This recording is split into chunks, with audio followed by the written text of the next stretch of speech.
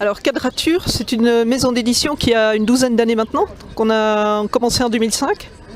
À l'origine, c'est une poignée d'amis dont beaucoup sont des anciens diplômés de la fac des lettres de l'université de Louvain, mais pas que, qui décident de publier que des nouvelles. Et pourquoi que des nouvelles? Parce que comme ça, le créneau était étroit, mais on l'occupait entièrement.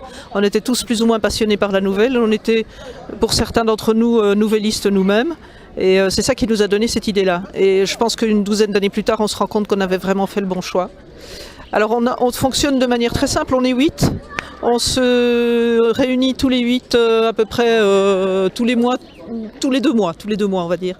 Et on reçoit entre 300 et 350 manuscrits par an. Donc il y en a 2 d'entre nous qui font un tri préliminaire et qui font lire les manuscrits retenus parce qu'il y en a beaucoup qui qui remplissent pas les conditions. Donc soit c'est pas des nouvelles, soit des gens nous envoient 2 nouvelles en disant tiens si ces nouvelles-là vous plaisent on publiera les autres. Donc c'est pas acceptable. On demande des recueils construits, envoyés sous la forme d'un seul fichier, etc. Donc il y a des contraintes techniques, il y a des contraintes de forme, des contraintes de genre, de respect du genre, etc.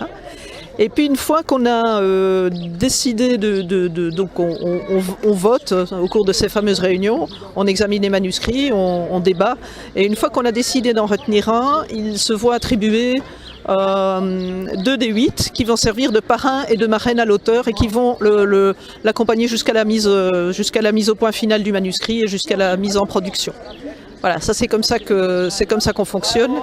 Je pense que ça fonctionne très très bien. On est assez content de la manière dont on évolue. Et donc on fréquente effectivement un certain nombre de salons, de manifestations, on a déjà eu un certain nombre de prix, on reste.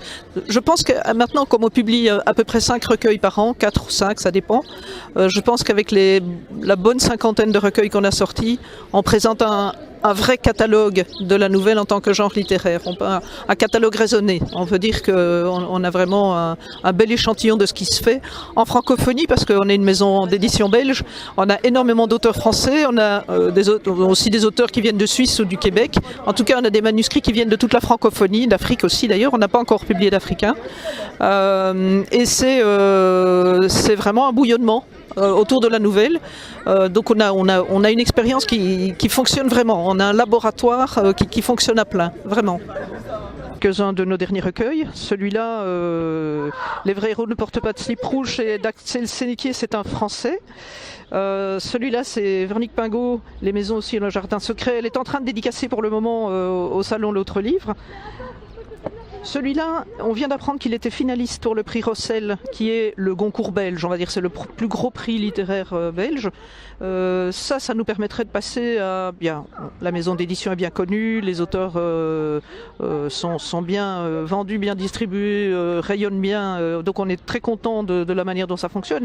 Mais c'est clair que si on avait ce prix, et même le seul fait d'être dans les finalistes, ça nous ferait beaucoup de bien sur le plan littéraire, sur le plan de la notoriété, et sur le plan des ventes, bien entendu, puisque là on passerait du succès d'estime, hein, la nouvelle c'est pas un genre fracassant, au succès de librairie. Et alors ce dernier-là, Sanguine de Pascal Pujol, il vient de sortir, et celui-là j'ai envie d'en parler un peu plus longuement, parce que j'étais parmi les 2 marraines du projet. Sanguine, c'est l'histoire, c'est un recueil d'histoires qui est construit autour des règles, autour du sang menstruel. Et donc au départ, c'est un sujet qui peut paraître assez tabou, assez gênant. Et ce sont des histoires qui sont d'une poésie, d'un réalisme, d'une efficacité, qui sont construites, du point de vue narratif, elles sont tellement extraordinaires, ça forme un ensemble tellement cohérent. Pour moi, c'est un des tout bons recueils qu'on a sortis parmi la bonne cinquantaine qu'on a sorti jusqu'à présent chez Quadrature. Si vous devez en retenir qu'un de notre production, retenez celui-là, c'est un des meilleurs. Voilà.